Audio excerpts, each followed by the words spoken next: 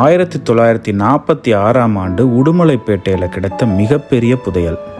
பூதிநத்தங்கிற கிராமத்தில் 1407 ரோமானிய வெள்ளி தினாரிகள் அடங்கிய இந்த புதையல் இன்னைக்கு சென்னை அருங்காட்சியகத்தில் இருக்குது.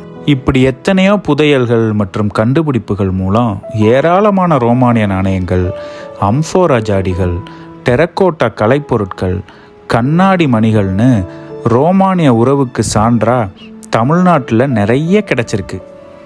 ஆர்கியாலஜிக்கல் சர்வே ஆஃப் இந்தியாவோட தரவுகள் படி தமிழ்நாட்டில் இதுவரைக்கும் 1 லட்சத்துக்கும் அதிகமான ரோமானிய நாணயங்கள் கிடச்சிருக்குன்னு சொல்கிறாங்க.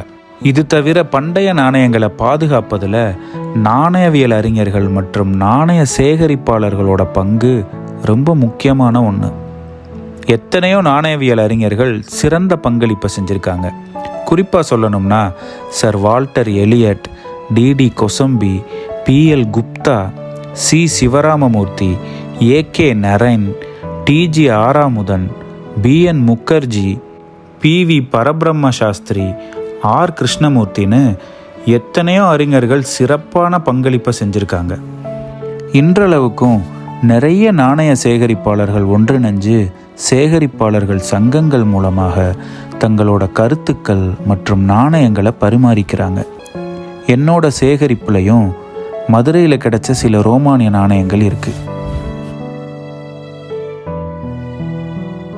தமிழ்நாட்டில் ரோமானிய நாணயங்கள் கிடைச்ச மாதிரி ரோமானிய, கிரேக்க மற்றும் எகிப்திய பகுதிகளில் சில தமிழ் மன்னர்களுடைய காசுகளும் கிடைச்சிருக்கு.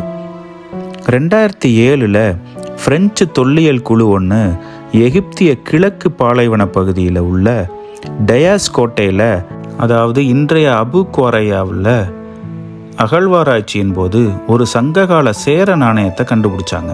இந்த கோட்டை கோப்டோஸில் இருந்து பெர்னிஸுக்கு போகிற வழியில் இருக்குங்கிறது ஒரு முக்கியமான விஷயம். இந்த சேர நாணயம் சதுர வடிவத்தில் முன்பக்கத்தில் ஒரு மரத்தின் கீழே யானை நிற்கிற மாதிரியும், பின்பக்கத்தில் சேர அரச முத்திரையான வில் மற்றும் அம்பும் உள்ளது. சங்க காலத்தில் இது போன்ற சதுர வகை யானை காசுகளை சேர, சோழ மற்றும் பாண்டியர்கள் வெளியிட்டிருக்காங்க. என்னோட சேகரிப்பில் இருந்து சில நாணயங்களை பார்ப்போம். இதே மாதிரியான நாணயங்கள் புலி சின்னத்தோட சோழர்களும் மீன் சின்னத்தோட பாண்டியர்களும் வெளியிட்டிருக்காங்க. இந்த வகை நாணயங்கள் கிபி 1 மற்றும் 2 நூற்றாண்டை சேர்ந்த இப்படி இந்த வர்த்தக உறவுக்கு நாணயங்கள் பெரும் சான்றா இருக்கு. ரோமானிய மேட்டுக்குடி மக்கள் கிட்ட பட்டு மற்றும் வாசனை மசாலா பொருட்களுக்கான தேவை அதிகரித்ததன் காரணமாக இந்த வீடியோ பிடிச்சிருந்தா கீழே இருக்க லிங்கை கிளிக் பண்ணி இதனுடைய முழுமையான வீடியோவை பாருங்க.